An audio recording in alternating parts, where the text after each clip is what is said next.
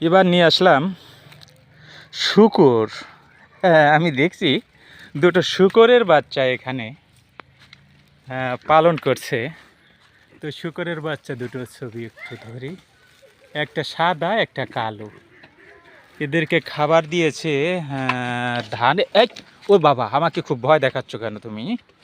ধানের কুড়ো, ধানের কুড়ো আর ভাতটাতে এই জাতীয় কিছু খাবার, এই জাতীয় কিছু খাবার। এই দেখো, এই দেখো, এই দেখো কী করছে, এই দেখো সে আমার দিকে ফুস মারছে। এই দেখো, এই দেখো এইখানে এই যে বাঁশের খাঁচা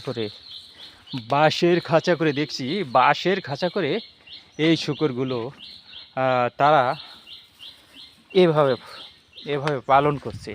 হয়তো এদের এক সময় বড় হবে, বড় হওয়ার পরে তখন এরা বিক্রি করবে। এটা একটা আয়ের পথ হিসেবে তারা এই ইয়েটা করছে।